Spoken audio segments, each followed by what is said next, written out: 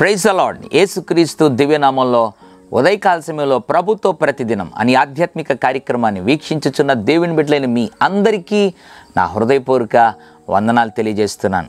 ఏదో విషయం కన్నీరు కారుస్తున్నావు కదూ, ఏదో దుఃఖం నీ హృదయాన్ని ఆవరించి ఉంది కదూ, లేదా నీ ప్రయత్నాలన్నీ విఫలమైపోయాయని కన్నీరు కారుస్తున్నావా? ఉద్యోగ విషయంలో చేసిన ప్రయత్నం విఫలమైపోయిందే అని కన్నీరు కారుస్తున్నావేమో, లేదా నీ జీవితంలో నా వ్యాపారంలో పతనమైపోయానే అని కన్నీరు కారుస్తున్నావేమో, నేను ఎంత చదివినా కూడా నేను పాస్ కాలేకపోతున్నానే, నా జీవితం ఇంతేనా, విఫలమైపోతున్నదే అని అన్ని విషయాలు నా జీవితంలో నేను పతనమైపోతున్నానే అని ఏదో ఒక విషయం కన్నీరు కారుస్తున్నావు కదూ, ఏదో ఒక దుఃఖం నిన్ను ఆవరించి ఉంది కదూ. ఉదయకాల సమయంలో దేవుడు ఒక అద్భుతమైనటువంటి మాట నీతో చెప్పాలని ఆశపడుతున్నాడు. ఇర్మియా గ్రంథం 31వ అధ్యాయం 16వ వచనం. యెహోవా ఈ ఆజ్ఞ ఇచ్చుచున్నాడు, ఏడువక ఊరుకొనుము, కన్నీళ్లు విడుచుట మానుము, నీ క్రియ సఫలమై జనులు శత్రువుని దేశములో నుండి తిరిగి వచ్చెదరు, ఇదే యెహోవా వాక్కు. Praise the lord. ప్రభు అంటున్నాడు, ఏడవకుండా ఊరుకొనుము. నువ్వు ఏడవడానికి వీల్లేదు, కన్నీళ్లు విడచటం మాను. దేవుడు అంటున్నాడు, ఏడవక ఊరుకో, కన్నీళ్లు విడవటం మాని. ఎందుకు ప్రభువా అని అడుగుతున్నావా? ప్రభు ఇచ్చే జవాబు ఏంటో తెలుసా? నీ క్రియ సఫలమైంది. Praise the lord. విశ్వాసంతో నమ్ము.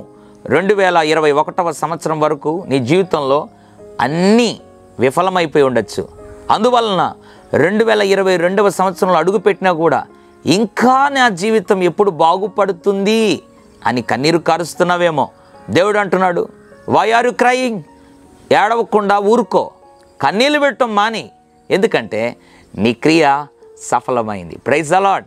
దేవుడు నీ క్రియలను సఫలం చేయబోతున్నాడు. దేవుడు తన చిత్తానుసారంగా నీ కుటుంబంలో ఇంకా అన్నీ సఫలం చేయబోతున్నాడు. నీ ఉద్యోగ విషయంలో గొప్ప ఆశీర్వాదం, నీ బిడ్డల వివాహంలో దేవుడు ఒక గొప్ప కార్యం చేయబోతున్నాడు. నీ గర్భఫలములో దేవుడు విషయంలో దేవుడు నిన్ను ఆశీర్వదించబోతున్నాడు.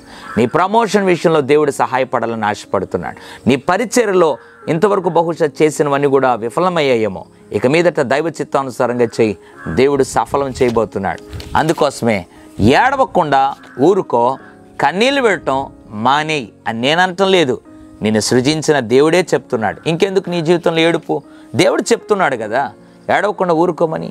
దేవుడు చెప్తున్నాడు కదా ఇంకా కన్నీళ్ళు పెట్టడం మానేయమని.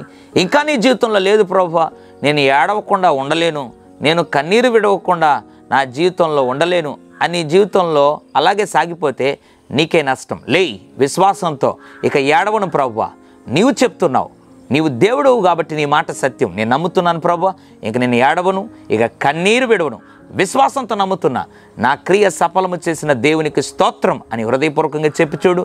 దేవుడు ఈ మాసంలోనే నీ జీవితంలో గొప్ప కార్యం చేయబోతున్నాడు. పరిశుద్ధుడా, ప్రేమగల తండ్రి, నీకు వందనాలు. ఏడవకుండా ఊరుకొనుము, కన్నీళ్లు విడవటం మానుము, నీ క్రియ సఫలమైందన్నావు. ఎంతమంది అయితే ప్రభు తీర్మానం తీసుకుంటున్నారో, ఇక మీదట నేను ఏడవను, ఇక మీదట నేను కన్నీరు కార్చను, నేను ఇక ఏడవడానికి ఇక నా జీవితాన్ని లేదా నా కనులను అప్పగించను అని ఎంతమంది అయితే తీర్మానం చేసుకున్నారో వారందరినీ జ్ఞాపకం చేసుకొని వారి క్రియలన్నీ సఫలపరచమని, అట్లు సఫలపరిచినందుకు వందనాలు చెల్లిస్తూ యేసు నామములో ప్రార్థిస్తున్నాను తండ్రి. Amen, amen. God bless you.